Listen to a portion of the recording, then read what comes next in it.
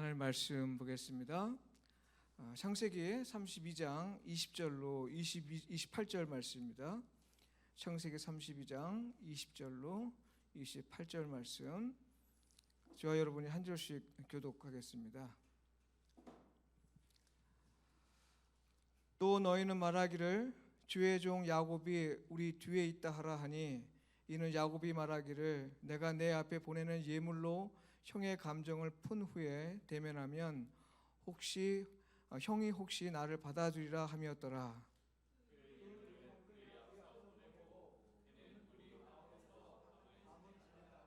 밤에 일어나 두 아내와 두 여종과 11 아들을 인도하여 야복 나루를 건널세.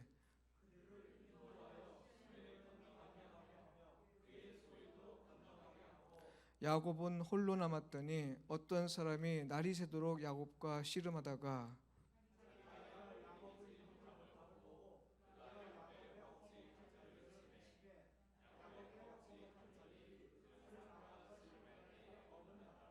그가 이르되 날이 새려하니 나로 가게 하라.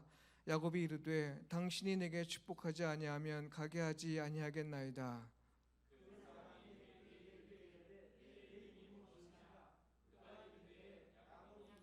함께 읽습니다. 그가 이르되 내 이름을 다시는 야곱이라 부를 것이 아니요 이스라엘이라 부를 것이니 이는 내가 하나님과 및 사람들과 겨루어 이겼음이라. 아멘. 오늘도 우리 소명 목사님께서 말씀을 전하십니다. 늘 은혜가 충만하지만 오늘은 또 더욱더 큰 은혜가 있기를 간절히 사모하면서 우리 소명 목사님 맞이하겠습니다. 야곱은 홀로 남았더니 제목으로 말씀드리겠습니다. 평안하셨죠? 아무도 평안하지 않았나 보다. 어쩌면 아무도 대답이 없냐? 되게 황당하다 내가. 다시 물어봅시다. 평안하셨죠? 네. 평안했으니까 오늘 이 자리에 계실 거 아니에요. 살다 보면 우리가 오랜 시간 함께했던 소중했던 사람들을 내가 떠나오는 때도 있고요. 또 그 사람들이 반대로 나를 떠나가는 때도 있습니다. 내가 그들을 떠나왔든 혹은 그들이 나를 떠나갔든 어느 날 문득 내 주변을 이렇게 살펴보니까 내 곁에 아무도 없다는 생각이 드는 때들이 있습니다. 나만 홀로 남아있구나라는 그런 사실을 발견하게 될 때 사람 누구나 외로움 생각이 굉장히 듭니다. 외로움도 들고 그리고 두렵기도 하고 한마디로 얘기하기 좀 어려울 정도로 복잡한 심정이 됩니다. 근데 그 복잡한 심정이 대체적으로 좀 고통스러운 심정이 되죠. 그런데 그럴 때가 사실은 자기 자신을 냉정하게 돌아볼 수 있는 매우 좋은 기회가 된다는 사실을 먼저 기억하실 필요가 있습니다. 저는 오늘 이 창세기 32장을 중심으로 해서 외로움과 두려움 그리고 고통의 순간에 우리를 찾아오셔가지고 우리에게 그 위기를 복된 기회로 바꾸시는 하나님의 은혜에 대해서 같이 나누고자 합니다. 첫 번째 말씀드리고자 하는 것은 야곱의 고민에 대해서입니다. 야곱의 고민에 대해서. 창세기 32장에서 우리는 굉장히 고민하고 있는 한 사람 야곱을 만나게 됩니다. 근데 그 야곱이 어떤 사람입니까? 여러분들 잘 아시는 것처럼 야곱은 장자로서 자기 형이 장자로서 마땅히 받아야 되는 그 장자의 축복, 소위 장자권이라고 합니다. 그것을 부당한 방법으로 가르쳤던 사람입니다. 그런가 하면 자기가 굉장히 사랑했던 라헬, 그 라헬을 아내로 맞이하기 위해서 14년 이상의 세월을 성경은 불과 수일같이 여겼다라고 얘기하는데 수일같이 여길 정도로 정말 참고 기다려서 마침내 그 라헬을 자기 아내로 삼은 집념의 사람입니다. 어떻게 보면 목표했던 것을 반드시 이루고야만은 그러한 사람입니다. 자, 그래서 이 야곱이 가지고 있는 이런 기질들, 이런 성품, 저는 이것을 디퍼런스라고 얘기하는데 이 야곱이 선한 쪽으로 썼다면 정말 좋았을 야곱의 기질과 성품 같은 것들이 있습니다. 이 디퍼런스를 야곱이 정말 좋은 걸 갖고 태어났지만 야곱은 세속적인 욕망의 노예가 돼서 살았습니다. 그래서 자신의 목표와 꿈을 이루기 위해서라면 수단 방법을 가리지 않고 무엇이든지 해서 이루고 마는 그런 목표지향적인 삶을 아주 치열하게 살아왔던 그런 사람입니다. 여러분들 잘 아시는 내용입니다. 그러한 야곱이 이제 마침내 20년 동안 되게 고생을 해서 큰 부자가 됐습니다. 뿐만 아니라 라헬을 자기 아내로 맞이하게 됐어요. 자기가 원했던 것, 소원했던 것 다 이룬 것입니다. 그리고 20년 만에 자기의 고향으로 금이 환영하는 길에 있는 것입니다. 오늘 창세기 32장의 배경이 그런 것입니다. 자, 그렇다면 야곱은 얼마나 가슴이 뛰고 기뻤을까요? 굉장히 기뻤을 것입니다. 그 고생해서 꿈을 다 이뤘으니까. 그런데 오늘 창세기 32장을 보면 야곱은 기쁘기는커녕 굉장히 심각한 고민에 빠져 있는 것입니다. 왜 그런가 하는 거죠. 정말 기뻐해야 될 야곱이 심각한 고민에 빠져 있는 이유가 무엇인가? 그것은 고향을 떠나던 20년 전에 자기가 자기 형이 마땅히 누려야 되는 장자권을 불의한 방법으로 빼앗기 위해서 아버지 이삭도 속이고 형 에서도 속이고 여기 엄마가 한몫 도와줬습니다. 뭐 그래가지고 이것을 부당한 방법으로 취했던 거죠. 그러니까 그거에 대한 양심의 가책이라 할까 두려움 같은 것이 있는 것입니다. 그런가 하면 그 사건으로 인해서 자기 형 에서가 얼마나 분노했는지, 자기 형 에서가 자기에 대해서 얼마나 화가 나 있는지 이런 것들을 너무 잘 알고 있는 거죠. 즉 자신의 잘못된 행실로 인해서 형제간의 불화 때문에 이제 고향에 돌아가려고 그러니까 그게 생각이 난 것입니다. 20년 동안 그거 잊어먹고 살았어요. 그냥 자기 꿈을 이루기 위해서 살았는데 막상 집에 돌아갈 때가 되니까 형제간의 불화, 이 문제를 어떻게 해결하지? 이게 아주 당면한 문제가 됐고 굉장히 심각한 고민에 빠졌던 것입니다. 자, 우리가 살다 보면 누구에게인가 큰 잘못을 해서 후회가 되는, 그래서 관계가 어긋날 대로 어그러지는 경험들을 하게 됩니다. 여러분들은 그런 경험이 한 번도 없으십니까? 살다 보면 거의 대부분 사람들이 그런 후회되는 삶을 경험을 하게 됩니다. 그래서 훗날 그것이 너무나 후회가 되기 때문에 용서를 구해서 화해하고 싶어요. 그런데 막상 용서를 구하려고 그러니까 어떻게 용서를 구해야 될지 잘 모르겠다는 것입니다. 또 설령 용기를 내서 용서를 구한다 할지라도 그 나 때문에 피해를 봤던 그 사람이 어떤 반응을 보일지, 내 용서를 잘 받아줄지 아니면 뭐 길길이 날뛸지 이런 것들에 대해서 우리는 짐작을 할 수 없다는 것입니다. 그러니까 머리가 복잡해지고 두려운 것입니다. 할까 말까 막 망설여지는 거죠. 마음 한구석에서는 용서를 구하고 싶어요. 관계를 회복하고 싶어요. 그런데 한쪽에서는 불안한 것입니다. 그러니까 이 속에서 굉장한 고민을 하게 되는 거죠. 여러분, 한 번 관계가 어긋난 것을 다시 회복시킨다는 것은 정말 우리 생각보다 훨씬 더 어려운 것입니다. 저는 제가 디퍼런스 연구소를 하면서 이런 일들을 많이 해나가고 있는데요. 여러분들 살면서 그런 경험들이 많으신지 모르겠어요. 이제 올해도 며칠 남지 않았습니다. 올 한 해가 지나간 동안 저와 여러분들이 올해 한 해 동안 또는 오늘까지 살아오는 인생의 삶 가운데서 혹시 남에게 원망 들을 만한 일을 하지 않았는지, 나의 잘못으로 관계가 어긋났던 사람들 없는지 한번 돌아보시기 바랍니다. 그래서 그 관계를 회복하고 정리하는데 제가 올해 남은 기간들을 좀 사용했으면 하는 그런 생각을 갖습니다. 오늘 대림절 제가 네 번째 날인데, 대림절이란 것은 예수 그리스도, 이 땅에 우리를 찾아오신 예수 그리스도, 그분을 기다리고 고대하는 주간입니다. 우리가 그분을 그냥 단순히 성탄절이라는 것을 기다리는 게 아니라 그 예수님이 우리 안에 오시는 것을 소망하는 것만큼이나 우리의 삶 가운데 예수가 함께하는 증거가 나타나야 될 줄 믿습니다. 그것이 아니라면 그냥 대림절을 지키는 것은 율법적인 것에 지나지 않습니다. 절기를 지키는 것은 별로 중요한 의미가 없습니다. 그 절기를 통해서 절기가 주는 의미대로 사는 것이 중요한 것입니다. 우리는 성탄절을 지키는 자가 되면 못 씁니다. 성탄하신 예수 그리스도의 탄생을 감사하는 사람이 되어야 되는 것입니다.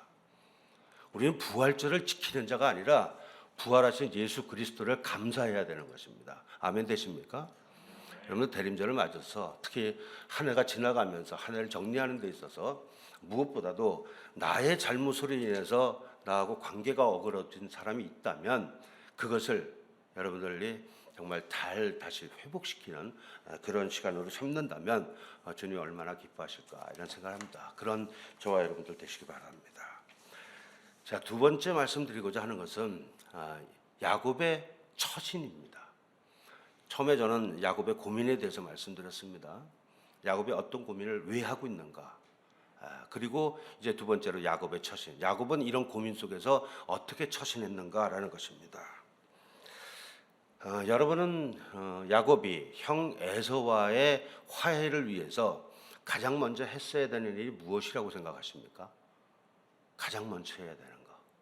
저는 야곱이 가장 먼저 해야 되는 것은 무엇보다도 하나님께 대한 회개라고 믿습니다. 왜 그러냐면 에서와의 불화의 문제처럼 보이지만 에서와의 불화의 문제는 본질적으로 죄의 문제이기 때문에 그렇습니다. 그럼 죄의 문제란 건 무엇인가? 죄는 사람과 사람 사이에서도 나타나는 것이지만 죄는 본질적으로 사람과 하나님과의 관계인 것입니다. 우리가 죄를 져도 본질적으로 하나님께 죄를 진 것입니다. 아멘 되세요? 그리고 사람과의 관계 속에서 나타나지는 거죠.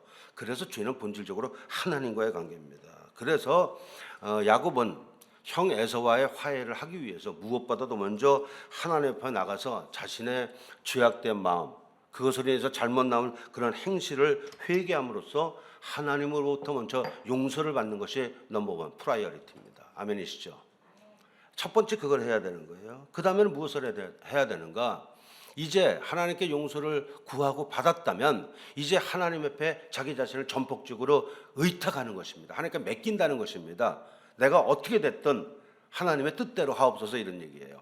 하나님께 자기 자신을 의탁하는 것입니다. 그리고 마지막으로 무엇을 해야 되냐면 당사자인 자기 때문에 고통을 받았던 당사자인 형 에서에게 용서를 구해야 되는 것입니다. 이것이 성경에서 얘기하는 나의 잘못으로 말미암아 관계가 어긋났을 때 우리가 그 회복을 위해서 취해야 되는 행동의 순서입니다. 기억하시기 바랍니다. 첫째는 하나님께 회개하는 것, 그리고 그 하나님께서 나를 용서하셨다는 것을 내가 믿고 하나님을 온전히 의탁하는 것, 하나님께 의탁하는 것, 그리고 그것을 가지고 나로 인해서 고통을 받은 당사자에게 용서를 신실하게 구하는 것입니다. 이것이 올바른 순서예요. 그런데 오늘 창세기 32장을 보게 되면 에서는 전혀 그렇게 하지 않았다는 것입니다. 에서란다. 야곱은 전혀 그렇게 하지 않았다는 것입니다. 그럼 야곱이 에서와의 화해를 위해서 했던 것이 무엇인가? 이것을 순서대로 말씀드리면 간략하게 말씀드리겠습니다. 이런 것입니다. 4단계를 거쳐서 야곱은 에서와의 그 관계, 어그러는 관계를 회복하기 위해서 노력을 했습니다. 첫째, 먼저 야곱은 에서에게 자기가 수하에 거느리고 있던 사람들을 보내는 일부터 시작했습니다. 왜 그랬을까요? 자기 형 에서의 반응을 떠보기 위한 것이었던 것입니다. 형의 반응을 떠본 거예요. 그런데 자기가 보낸 사람들이 돌아와서 자기한테 하는 말을 들어보니까 에서가 무려 400명이 넘는 사람들을 데리고 자기를 만나러 온다는 거예요. 야곱을 찾으러 온다는 것입니다. 지금 오늘 성경 읽지 않았습니다만 창세기 32장을 다 읽어보면 이런 내용이 나옵니다. 너무 길어서 조금만 읽은 것입니다. 자, 그런데 이 말을 들은 400명이나 되는 사람들을 이끌고 에서가 자기를 만나러 온다는 야곱이, 그 말을 들은 야곱은 형이 자기를 죽이러 온다고 그렇게 지레짐작을 하고 굉장히 두려워했던 것입니다. 그런데 사실 에서가 400명이나 이끌고 자기를 만나러 온다는 것이 그 이유가 무엇인가 성경은 제대로 밝히고 있지 않습니다. 제대로가 아니라 전혀 언급 자체가 없습니다. 그냥 객관적으로 400명을 데리고 왔다 이것만 나와 있어요. 그러면 우리는 사실은 몇 가지를 생각해 볼 수 있습니다. 그것은 야곱을 치러 오기 위한 것일 수도 있습니다. 야곱이 지금 두려워하는 것 같이.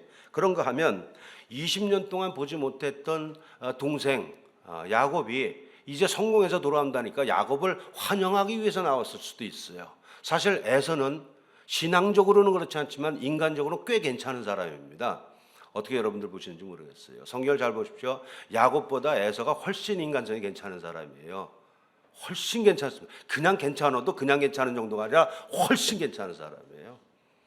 그러니까 에서는 화끈한 데가 있고요. 그랬던 사람입니다. 남자다운 데가 있었어요. 그러니까 어쩌면 20년 전의 일 쿨하게 잊어먹고 동생이 자기를 속여가지고 장자권 뺏어갔지만 그 동생이 어찌됐든 간에 20년 전 일이고 그리고 이제 성공해가지고 돌아온다니까 맞이하기 위해서 환영하기 위해서 데리고 왔을 400명이나 이끌고 왔을 수도 있어요. 그 다음에 에서는 에서의 디퍼런스라는 걸 보게 되면 좀 으스대는 성향이 있습니다.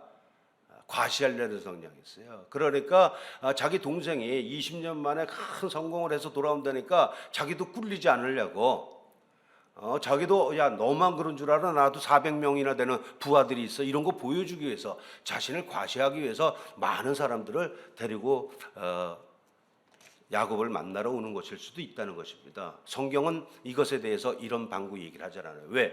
성경은 이런 거에 그렇게 크게 관심 있는 것이 아니기 때문에 그렇습니다. 아무튼 중요한 것은 에서가 400명이 넘는 사람들 데리고 자기를 만나러 오고 있다는 사실이었어요. 그런데 야곱의 반응은 어땠는가? 이 세 가지 이유를 알아보기도 전에 지레 겁먹고 굉장히 두려워했다는 것입니다. 두려워했다는 거예요. 왜 그럴까요? 도둑이 제발 저린다는 말 아시지 않습니까? 바로 그겁니다.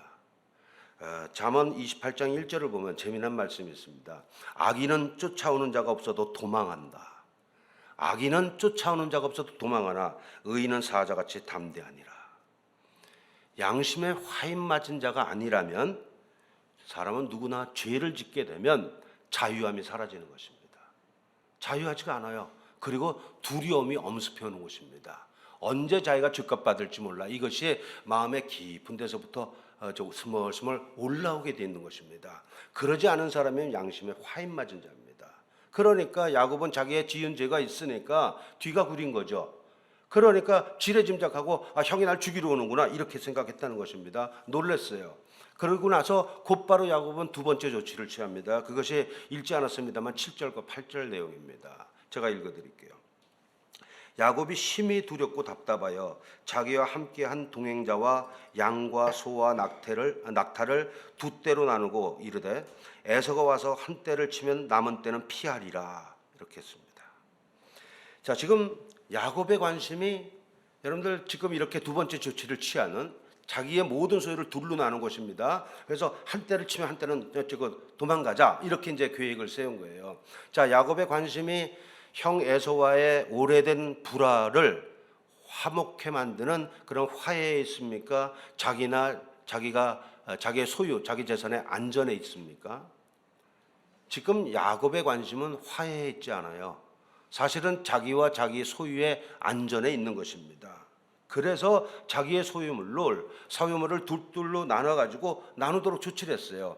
여차하면 한쪽은 날아가더라도 한쪽은 살아야겠다라는 거죠. 지금 이것은 화해라는 얘기를 하지만 그 마음은 있지만 그 마음 더 깊은 곳에 있는 관심은 뭐냐면 자기의 안전이고 자기 재산에 있었던 것입니다. 여러분, 야곱의 이런 조치 기저에 있는 생각을 뭐라는 줄 아십니까? 이걸 심리학에서 피해의식이라고 얘기합니다. 이 피해의식이라는 건 어디서부터 나오냐면 피해의식과 열등의식, 비교의식은 항상 붙어 다니는 것입니다. 항상 붙어 다니는 것인데 이것은 하나님과의 관계가 하나님의 섭리에 대한 불만으로 말미암아서 이 속에 자리 잡고 있는 잘못된 자아가 있어요. 이 잘못된 자아가 잘못되면 그것으로 해서 열등감이 생기고 이것이 피해의식으로 나왔고 비교의식으로 연결되고 이것이 세 가지가 빙빙빙 돌아가면서 자존감도 나눠지고 이상한 모습으로 가는 것입니다. 저는 신학 외에는 이런 걸 전공했습니다. 근데 아무튼 야곱은 어떤 사람이었냐면 태어날 때부터 이런 것에 찌들어 있던 사람이에요. 쌍둥이로 태어났는데 자기가 몇 초 차이로 동생으로 태어난 것입니다. 그러니까 몇 초 차이로 형으로 태어난 에서에 대한 시기 질투가 있었어요. 그리고 이것에 대한 피해 의식이 있는 것입니다. 왜 하필이면 나는 쌍둥이 중에 형으로 안 태어나고 몇 초 차이로 어떻게 동생으로 태어나서 장자권을 형이 받아. 지나 나나 똑같은데. 이런 생각을 가지고 이게 비교의식이라는 거고 피해의식이라는 것이고 이 뿌리 깊은 피해의식은 열등감으로 발전합니다. 그리고 사람의 인격에 따라서 또는 디퍼런스에 따라서 이것을 조치하는 방법이 다르게 나와요. 그래서 야곱이 선택한 건 뭐냐면 수단 방법을 가리지 않고 어떻게 해서든지 자기는 하나님으로부터는 둘째로 태어나는 재수 없는 삶으로 태어났지만 그러나 장자권을 제가 뺏어가야겠다 이런 생각을 하게 된 거죠. 이게 야곱의 기질이라는 것입니다. 자, 아무튼 그런 결과 야곱은 20년 동안 된통 고생을 했습니다. 그래서 비록 성공을 했어요. 정말 성공을 했습니다. 그러나 그럼에도 불구하고 아직도 뿌리 깊은 피해의식, 열등감, 비교의식으로 가득 차 있던 것입니다. 이것이 해결이 안 된 거예요. 사람들은 돈을 좀 많이 벌면, 출세하고 성공하면 그런 비교의식, 피해의식, 열등의식이 없어질 줄 아는데 천만의 말씀입니다. 그렇게 해서 없어지는 게 아니에요. 이건 또 다른 각도에서 해결을 해야 되는 것입니다. anyway, 어찌됐든 야곱은 그래서 이런 피해의식에 찌르는 야곱은 형이 자기를 공격해 오는 거다라고 생각을 해서 나름대로 조치를 취한 것입니다. 여러분들 잘 생각해 보세요. 우스꽝스러운 게 있어요. 지금 야곱이 피해의식에 찌든 사람이라고 저는 얘기를 했는데 사실 피해를 야곱이 입었습니까? 에서가 입었습니까? 에서가 피해를 본 거예요. 피해는 에서가 받는데 피해의식은 야곱이 갖고 있어요. 제가 상담을 하다 보면 되게 재미난 게 있어요. 남에게 피해를 많이 준 사람일수록 대체적으로 피해의식이 강하다는 것입니다. 참 아이러니해요. 남에게 피해를 많이 준 사람이 피해의식이 얼마나 강한지 몰라요. 남들도 다 자기 같을 거라고 생각하는 거죠. 이런 것들은 하나님의 뜻과는 전혀 상관이 없는, 오히려 정반대되는 그런 것들입니다. 야곱은 그랬기 때문에 자기가 쓸 수 있는 머리를 굴려요. 이것을 좋게 얘기하면 계략이고 어떻게 얘기하면 잔머리 굴리는 것입니다. 그래서 자기의 소유물을 둘로 나눠놨어요. 그리고 세 번째 조치를 하는 것이 뭐냐면 그 다음에 기도를 합니다.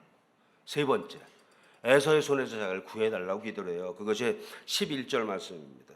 내가 주께 간구하오니 내 형의 손에서, 에서의 손에서 나를 건져내시옵소서. 내가 그를 두려워하면 그가 와서 나와 내 처자들을 칠까 겁이 나기 때문입니다. 지금 뭔가 순서가 바뀌었다는 거 아시겠죠, 여러분들? 많은 사람들이 그렇게 합니다. 자기의 머리, 자기의 잔머리 여러 가지 거 다 굴리고 나서 마지막으로 기도하는 거죠.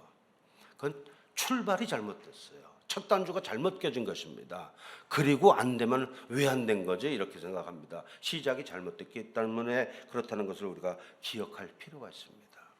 그리고 나서 네 번째 조치를 이어서 야곱은 취합니다. 그것은 무엇이었냐면 야곱이 에서에게 많은 선물을 보내는 것입니다. 많은 선물을 왜 보냈냐? 성경에 보면 나옵니다. 형 에서의 감정을 좀 푼 다음에 대면하면 좀 나아지지 않을까라는 생각에서 많은 선물을 준비한 것입니다. 여러분들, 야곱이 이렇게 선물을 준비한 것은 결코 잘못된 조치라고 볼 수 없습니다. 왜 그러냐면 나로 인해서 고통을 받고 나로 인해서 피해받은 사람에게 뭔가를 그에 합당한 보상을 하는 것은 지극히 당연한 것이고 상식적입니다. 오히려 그걸 하지 않는 사람이 나쁜 사람이죠. 그렇지 않습니까? 지금 야곱은 옛날에 아무것도 없었다고 쳐요. 지금 아주 큰 부자가 됐거든요. 자기 때문에 피해본 거 다 갚아야죠. 율법은 4배로 갚으라고 얘기하고 있습니다. 사실은 법은 그렇습니다. 율법은 그래요. 근데 뭐 4배, 2배 뭐 이런 걸 떠나서 자기가 충분히 보상하려는 것은 지극히 정당적인 생각이라는 거예요. 그러나 그럼에도 불구하고 중요한 것은 야곱의 이런 조치가 하나님의 시각으로 보면 별로 올바르지 않은 조치였다는데 문제가 있습니다. 야곱의 생각은 인간적으로는 괜찮지만 또 딱히 잘못된 것은 아니지만 하나님의 관점에서 보면 별로 올바른 게 아니다. 왜 그런가? 오늘 본문 20절을 보게 되면 야곱이 왜 이런 조치를 취했나는 것이 창세기 32장 20절에 이렇게 기록되어 있습니다. 이는 야곱이 말하기를 내가 내 앞에 보내는 예물로 형의 감정을 푼 후에 대면하면 형이 혹시 나를 받아주리라 하였더라. 여기에 이는 야곱이 말하기를 이런 말이 나옵니다. 이것을 개역 한글 성경은 뭐라고 적혀져 있냐면 이는 야곱의 생각에 이렇게 돼 있어요. 그리고 원어를 보게 되면 야곱의 생각에 이것이 맞습니다. 야곱의 생각을 한 거예요. 여러분, 야곱은 우리가 잘 아시는 것처럼 굉장히 치밀한 사람입니다. 그리고 인간적인 눈으로 보면 매우 전략적인 사람이에요. 어떻게 보면 매우 지혜로운 사람이라고도 볼 수 있습니다. 따라서 인간적인 면으로 보면 매우 성공적인 자질을 가진 사람이라고 볼 수가 있는 거죠. 자, 그런데 중요한 것은 이러한 야곱의 생각이 단지 야곱 자신의 생각이지 하나님의 뜻과는 무관한 생각이라는 것입니다. 이는 야곱의 생각에 이 단어 되게 중요한 것입니다. 하나님은 그런 야곱을 좋게 보셨을까요? 그렇지 않습니다. 그럼 나쁘게 보셨을까요? 그렇지도 않아요. 그럼 하나님은 이러한 야곱이 잔머리 굴리는 야곱의 계략을 세우는 이런 걸 보고 어떻게 보셨을까요? 하나님은 지금도 그런 사람을 볼 때 싫다 좋다가 아니라 안타깝게 여기십니다. 믿으십시오. 안타깝게 여기는 거예요. 참 녀석 애쓰는구나 이거예요. 근데 너 번지수가 틀렸어 이 소리예요. 그렇다고 얘인 나쁜 놈 이것도 아닙니다. 좋게 보진 더욱 알아요. 안쓰럽다는 거, 안쓰럽다는 거. 네가 왜 그렇게 발버둥 치는지 내가 알겠다. 근데 답이 그게 아니야. 왜 허튼 수작을 자꾸만 부리니? 불쌍하다는 것입니다. 안타깝다는 거예요. 여러분들 이 하나님의 심정을 잘 아셔야 됩니다. 하나님이 저와 여러분들의 허물을 어떻게 보시는지. 야곱의 치밀하고 전략적인 이런 방법이 잘못돼서가 아니라 하나님을 온전히 신뢰하지 못하고 있는 야곱의 태도가 하나님은 안타까운 거예요. 안타까운 것입니다. 그런데 여러분 놀라운 사실이 있어요.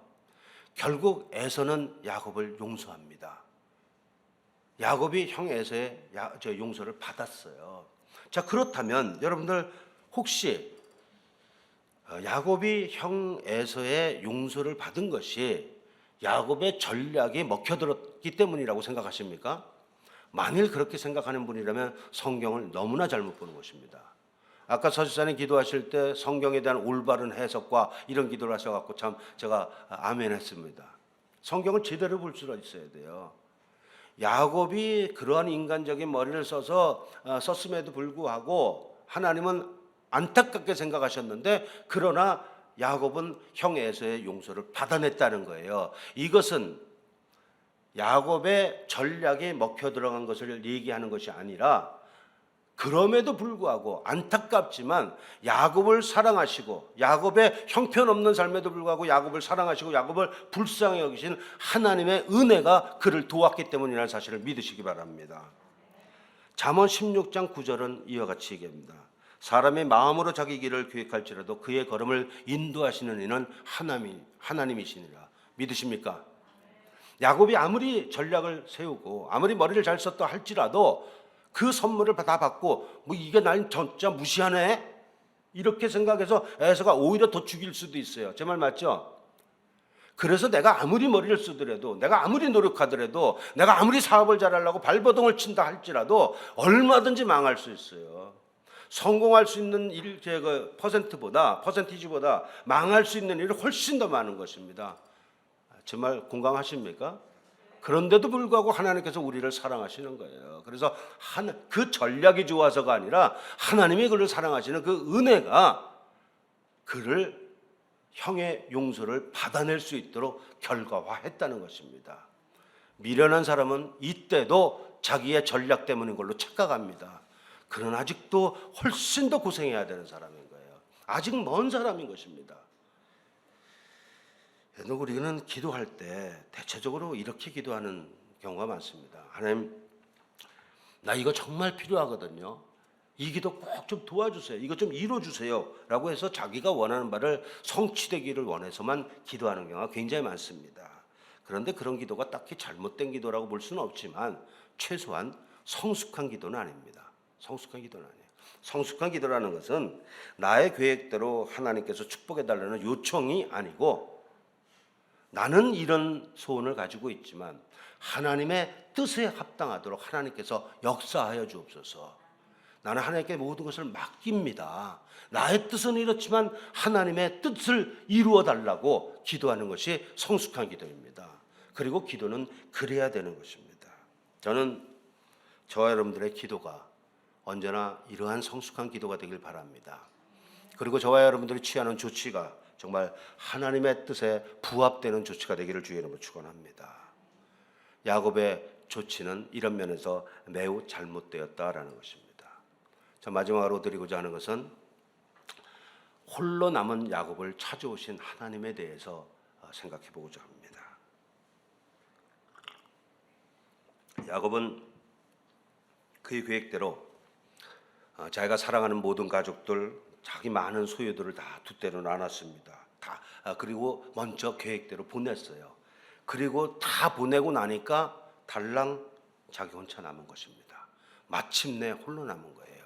그게 오늘 본문 24절의 시작입니다. 야곱은 홀로 남았더니, 야곱은 홀로 남았더니.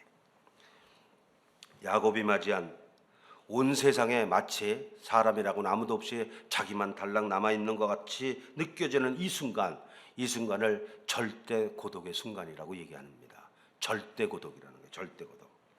이 절대 고독의 순간을 맞이한 사람은 누구나 처절한 외로움을 느끼게 되어 있습니다. 그리고 말로 다 할 수 없는 두려움 속에 거의 절망에 이르기 쉬운 것입니다. 그런데 참으로 놀라운 것은 이 절대 고독의 순간에 야곱은 그의 인생에서 가장 중요한 정말 일생일대 전환점을 맞이했다는 사실입니다. 어떻게 일생일대 전환점을 맞이했나? 이 절대 고독의 순간이 되어서야 비로소 야곱과 하나님 사이에 전인격적인 만남이 이루어진 것입니다. 전인격적인 만남. 여러분들이 사용하시는 것으로는 바로 통전적 만남이라는 것입니다. 전인적 만남이 이루어졌다는 거예요. 그리고 야곱은 변화되는 것입니다. 참으로 많은 사람들이 절대 고독의 순간에서 하나님을 인격적으로 만납니다. 만일 여러분들 가운데 혹시 지금 세상 천지에 나밖에 없구나라는 절대 고독을 지나고 있는 분이 계시다면 그 외로움의 시간이 살아계신 하나님을 전인격적으로 만나는 축복의 시간이 되길 주의 이름으로 간절히 축원합니다. 야곱처럼 혼자 남아있을 때, 홀로 남아있을 때가 하나님께서 과연 나에 대해서 어떻게 생각하고 계신가라는 것을 냉정하게 돌아볼 수 있는 매우 좋은 찬스입니다. 하나님께서는 우리가 절대 고독에 남아있는, 절대 고독에 던져져 있는 이 홀로 남아있을 때 우리를 찾아와 주세요. 많은 사람들이 착각합니다. 우리가 찾아가는 줄 알아요. 하나님이 찾아오시는 것입니다. 헷갈려하지 마십시오. 하나님이 찾아와 주시는 거예요. 그리고는 우리가 씨름을 하십니다. 야곱은 홀로 남았더니 어떤 사람이 날이 새도록 야곱과 씨름하다가, 성경에 그렇게 되어 있습니다. 어떤 사람이 야곱과 날이 새도록 씨름했다라고 되어 있어요. 여러분들 여기서 주목해야 될 것은 야곱이 어떤 사람과 씨름한 것이 아니라 어떤 사람이 야곱과 씨름했다는 거예요. 꼭 국어 공부하는 것 같은데 여러분들 잘 보십시오. 이 성경을 잘못 해석하시는 분들이 너무나 많아요. 이 부분을 해석하면서 대부분의 사람들이 어떻게 해석을 하냐면 야곱이 이때 얼마나 열렬하게 진하게 기도했는 줄 아냐 이렇게 얘기하는데 천만의 말씀입니다. 성경을 너무 잘못 보는 거예요. 외람되지만 이건 야곱이 기도한 게 아니고요, 하나님이 야곱을 찾아와 주신 거예요. 여러분들 잘 보십시오. 사실은 상식적인 얘기인데 우리나라에서 잘못 가르치고 있어요. 너무 성경을 가르치는 분들이. 야곱이 어떤 사람과 더불어 씨름을 한다는 것은 야곱이 어떤 사람한테 얻어낼 것이 있을 때 하는 표현입니다. 그런데 어떤 사람이 야곱과 씨름했다는 것은 어떤 사람이 야곱에게서부터 뭔가를 얻어내고자 하는 목적이 있었다는 거예요. 주체가 다른 거예요. 완전 180도 다른 얘기입니다. 제 말 이해가 되세요? 성경은 뭐라고 얘기하는가? 어떤 사람이 야곱과 씨름했다고 얘기하고 있어요. 이것은 이 어떤 사람이 나중에 보니까 하나님이십니다. 하나님이 야곱과 더불어 씨름한 거지 야곱이 하나님과 더불어 씨름한 게 아니라는 거예요. 만약에 야곱이 씨름했다면 야곱은 밤새도록 기도했다는 말이 맞아요.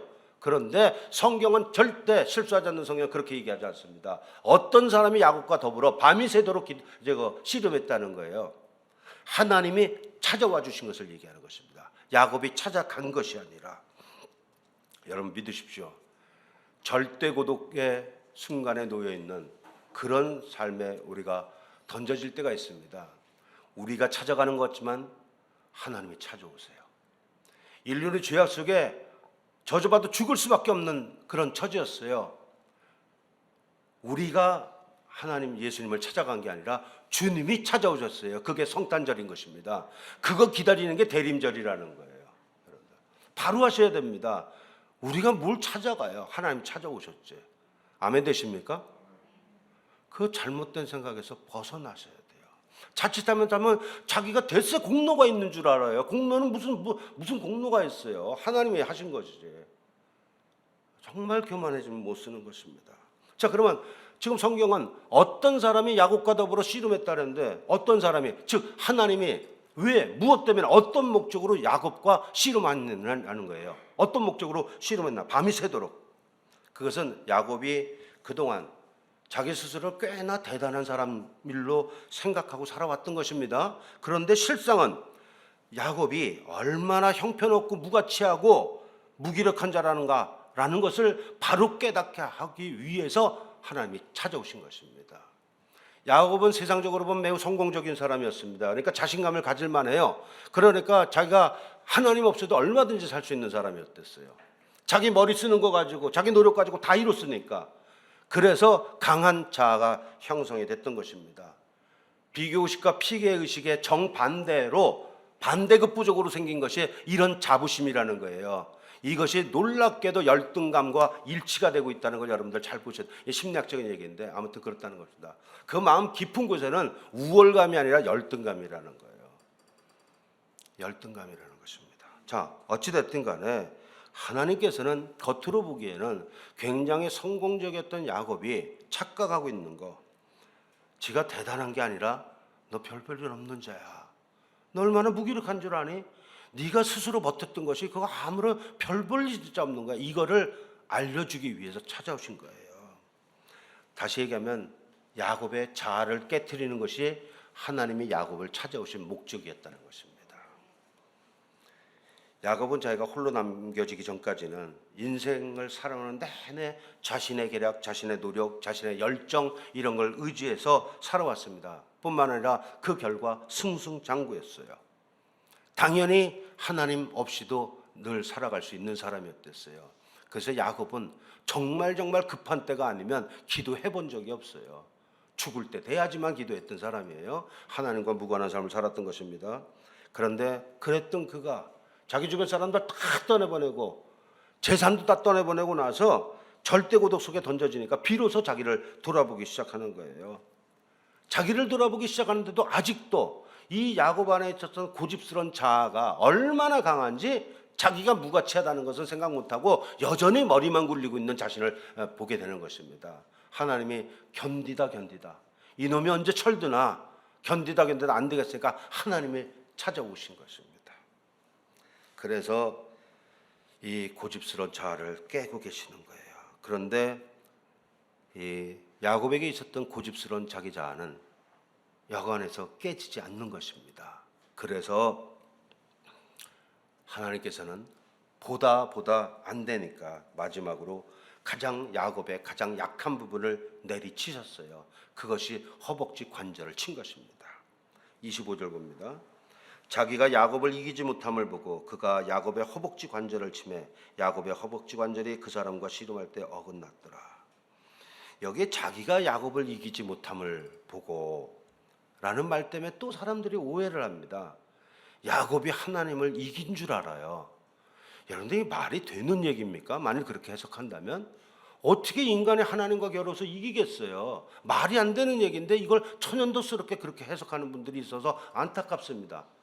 성경을 연구했던 사람으로서 이것은 야곱이 하나님이 이겼다는 것이 아니라 하나님이 야곱에게 져주셨다는 거예요. 어떤 의미냐? 여러분들 아버지와 아들이 씨름을 해요. 애가 어린단 말이에요. 애가 이제 초등학생이야. 내가 내 아들하고 씨름하면 얼마든지 이길 수 있죠. 근데 내 아들 기를 좀 살려줄 필요가 있어. 그래서 내가 저주잖아요. 그러면서 나는 뭐라면 야 네가 나보다 힘세네 이렇게 얘기를 해요. 그러면 와 내가 아빠 이겼어 하고 되게 좋아합니다. 그 평생 가요 그 자부심이. 마치 그와 똑같은 것입니다. 어찌 야곱이 감히 하나님을 이기겠어요? 하나님이 져주신 거죠. 져주시는 것 자체가 우리를 향한 사랑이라는 걸 아셔야 되는 것입니다. 하나님이 져주고 계신 거예요. 그래서 도저히 안 되니까 허벅지 관절을 이제 내리친 것입니다. 허벅지 관절, 이것은 자아를 얘기하는 것입니다. 아주 강한 자. 말로는 하나님을 믿는다고 하면서도 실제로는 자기 자신을 의지하고 있는, 쉽게 변하지 않는, 어렵게 살 때도 마찬가지였고 성공한 후에도 변하지 않는 자기 자아, 이런 걸 얘기하는 것입니다. 여러분, 우리 안에 있는 자아가 깨어지지 않는다면 그 신앙은 결국은 실패한 신앙입니다. 아멘이 되십니까? 결국은 실패한 거예요. 그런데 그것이 과연 언제 꺾이고 언제 하나님 앞에 무릎을 꿇게 될까요? 막다른 골목에 도달하고요. 그 다음에 다리가 부러져서 더 이상 꼼짝달싹을 할 수 없을 때, 하나님의 도우심이 아니면 절대로 살아갈 수가 없을 때, 그때가 돼야지 자아가 아무리 강한 사람이라 할지라도 그런 상황이 돼야지 비로소 하나님 앞에 무릎을 꿇게 되는 것입니다. 그것이 허벅지 관절이 부러지는 순간이에요. 저는 저와 여러분들의 영적인 허벅지 관절이 부러지게 되길 바랍니다. 아직까지 펄펄 살아있다면, 아직도 15일이나 남은 올해 말까지 저와 여러분들의 부서지지 않는 허벅지 관절이 몽땅 다 부서지기를 주 여러분 축원합니다. 제가 너무 잔인합니까? 그래야 되는 것입니다. 그래야 그때부터 정말 주님과 동행하는 삶이 무엇인지를 알게 되는 것입니다. 그래서 야곱이 허벅지 관절이 어긋나게 됐을 때 비로소 그때서야, 자기는 접은 적이 없는 사람이었거든요. 비로소 이때 이분이 하나님이라는 것을 알게 됐어요. 근데 야곱은 기초적인 믿음이 있었어요. 하나님께 축복받고 싶어 한다는 기초적인 믿음이 있었어요. 그렇게 살아본 적은 없었지만, 그러니까 하나님을 알자마자 26절에 딱 납작 엎드립니다. 그가 이르되 날이 세려하니 나로 가게 하라. 하나님이 말씀합니다. 그랬더니 야곱이 당신이 내게 축복하지 아니하면 가게 하지 아니하겠나이다. 아주 축복에 아주 목매는 사람이에요. 아주 어린아이 같은 신앙이지만 하나님의 축복을 받고자 하는 것은 매우 목말라 했던, 이것을 하나님이 귀하게 여기신 것입니다. 그런데 이가 열등의식이나 이런 거에 찌들리다 보니까 온전한 방법으로 취한 것이 아니라 사기쳐서 불의한 방법으로 취했다는 거죠. 하나님 그걸 안타깝게 여기셨다는 거예요. 여러분들, 이 하나님의 마음이 여러분들에게 전달이 되기를 축원합니다. 그래서 축복해 달라고 그랬어요. 그랬더니 하나님께서 뭐라 하냐면 27절과 28절에 이렇게 말씀합니다. 그 사람이 그에게 이르되 네 이름이 뭐냐? 그가 이르되 야곱입니다. 그가 이르되 내 이름을 다시는 야곱이라 부를 것이 아니요 이스라엘이라 부를 것이니 이는 내가 하나님과 및 사람들과 겨루어 이겼습니다. 여러분들, 하나님이 밤새도록 자기가 찾아와서 씨름했던 사람이 야곱이라는 걸 알까요, 모를까요? 다 알겠죠. 그걸 모르실 리가 있겠어요? 너무나 잘합니다. 근데 마치 이름을 모르는 것 같이 네 이름이 뭐냐? 하나님 어떨 때 보면 참 능청 맞으신 때가 있어요. 그리고 어떨 때 보면 참 유머러스해요. 되게 따뜻한데 되게 까칠하세요. 하나님이 어떤 부분에서 이런 걸 잘 볼 필요가 있습니다. 성경에서 하나님 정말 능청 맞아요. 뻔히 이름 알면서 야곱에게 네 이름이 뭐야? 야곱이 야곱입니다. 그랬더니 뻔히 알고 있는데 너 이제부터 야곱이라고 부르지 말고 이스라엘이라고 부르라, 이렇게 얘기를 했어요. 여러분들, 이게 무슨 뜻인지 압니까? 야곱이라는 뜻은 속이는 자, 이런 뜻입니다. 속이는 자, 거짓말하는 사람, 넘어뜨리는 사람. 다시 얘기하면 교만하고 속임수로 점철된 인간, 야곱의 고집스러운 인생, 고집스러운 자아가 바로 그 이름에 그대로 드러난 것입니다. 그런데 하나님께서는 짓궂을 정도로 야곱에게 옛 이름을 자기 스스로 다시 불러보게끔 만들어요. 자기 입으로 야곱입니다, 이렇게 자기 입으로 실토하게 만들어요. 그 소리가 뭐예요? 저는 남을 속이고 살았던 사람입니다 라는 것을 자기가 실토하게 만들어요. 하나님의 능청스러운 가운데 그 은혜가 있었다는 것입니다. 그래서 이렇게 얘기를 합니다. 스스로 자기 이름을 야곱이라고 말하게 함으로써 이제 그에게 새로 부여되는 이스라엘이라는 이름의 의미와 가치가 얼마나 놀랍고 영광스러운 건지를 깨닫게 하시는 것입니다. 이스라엘 이름이 가진 것은 무엇인가? 그 의미가 뭔가? 하나님과 및 사람들과 겨루어 이겼다는 의미의 새로운 이름이 바로 이스라엘입니다. 얼마나 영광스러운 이름이에요. 이 영광스러운 이름이 부여되는 그 순간 야곱이 어릴 때부터 그토록 사모했던, 그토록 간절히 사모했던 하나님의 축복이 임하는 것입니다.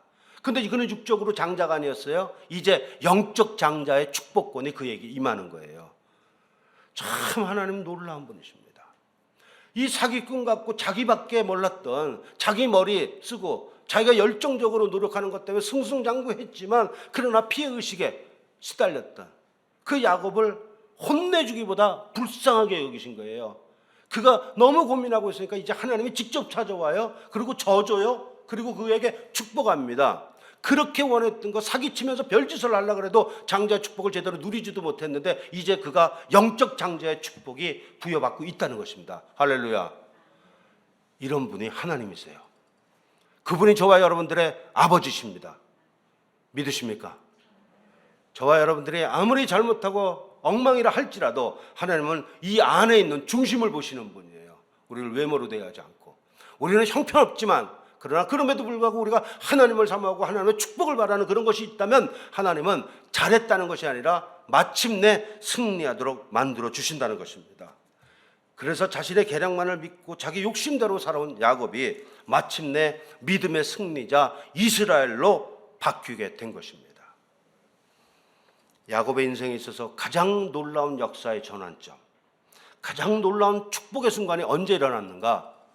야곱이 전혀 경험하지 못했던 절대 고독의 순간에 일어났다는 것을 주목하시기 바랍니다.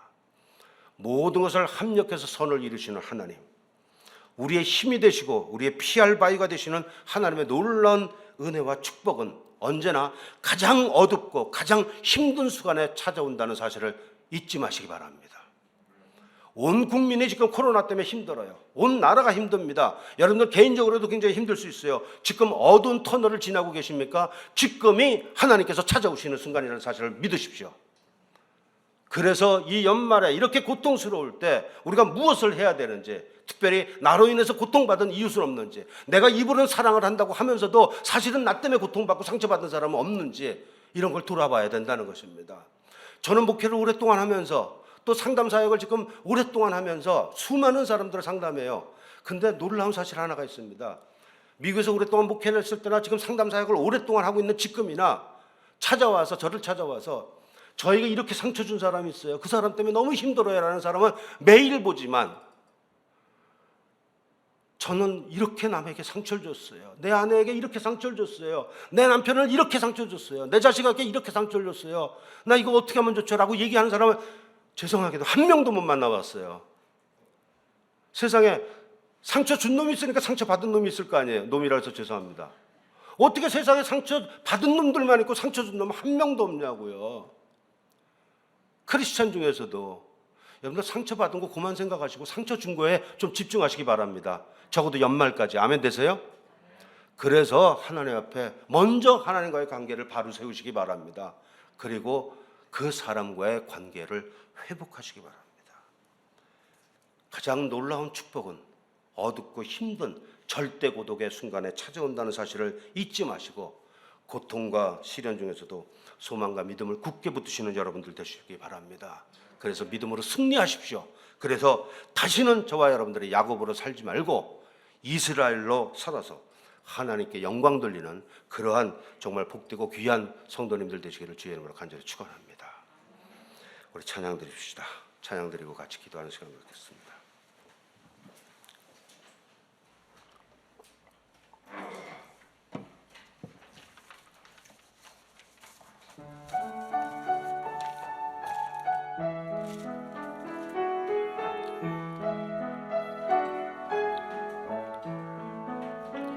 나의 힘이 되신 여호와여, 내가 주님을 사랑합니다. 주는 나의 반석이시며 나의 요새시라.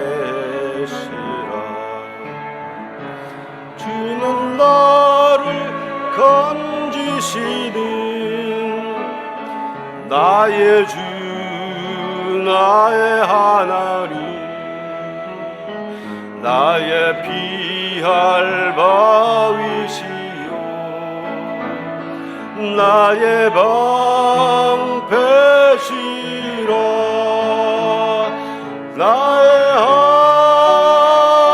하나님, 나의 하나님, 구원의 뿌리시요 나의 산성이라.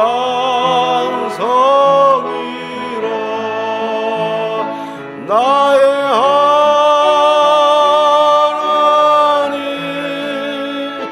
나의 하나님,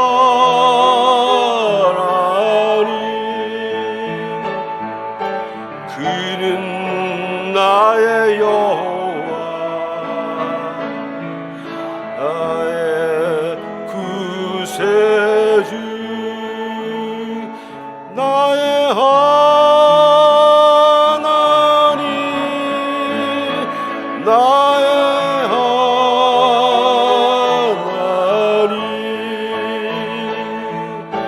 그는 나의 여호와 나의 구세주. 오늘 말씀 생각하시면서 잠깐 기도하는 시간 갖겠습니다. 하나님, 야곱은 홀로 남았더니 그 절대 고독 순간에 하나님을 전인격적으로 만났던 야곱처럼 하나님, 나의 삶 가운데 가장 어두운 터널을 지나고 있을 때 주님 내게 찾아와 주셔서 나를 만나 주실 것을 믿고 기대합니다. 주님, 저를 찾아와 주셔서 저에게 이제 야곱의 이름을 벗고 이스라엘로 살아갈 수 있도록 우리를 축복하여 주옵소서. 나로 인하여 상처받고 힘들어했던 사람들의 관계를 다시 회복하기를 원합니다. 주님, 나의 그런 모든 죄를 용서하시고 모든 것을 주께 의탁하오니 이제 내가 그와 더불어 화목할 수 있도록 나에게 용기를 주시고 하나님 큰 은혜를 베풀어 주옵소서. 이 시간에 다 같이 통성으로 기도하시겠습니다. 존귀하신 아버지 하나님을 감사합니다. 사랑하신 주님 은혜를 감사합니다. 한 해 지나가는 동안 우리가 힘들고 고통스러웠던 많은 순간들이 있습니다. 아버지, 고집스럽게 깨어지지 않는 나의 강한 자 하나님 안에서 다 무너져 내려서 아버지 하나님 오직 하나님 앞에 영광을 돌리며 나갈 수 있도록 주여 도와주옵소서. 다시는 야곱으로 살지 아니하고 이스라엘로 살아서 믿음에 승리하며 살아갈 수 있는 하나님의 권속들 모두가 나가고 주여 축복하여 주옵소서.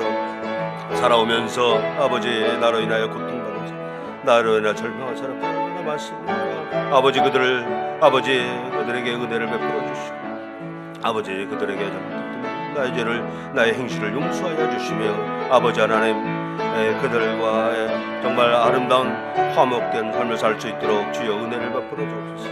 아버지 하나님 절대 고독의 순간을 통하여 하나님과 아버지 하나 만나는 복된 시간이 되도록 축복하여 주옵소서. 주께서 함께 하실 것을 믿고 감사하며 예수님의 이름으로 간절히 기도 올리옵나이다. 나의 힘이 되신 여호와여, 내가 주를 찬양하나이다.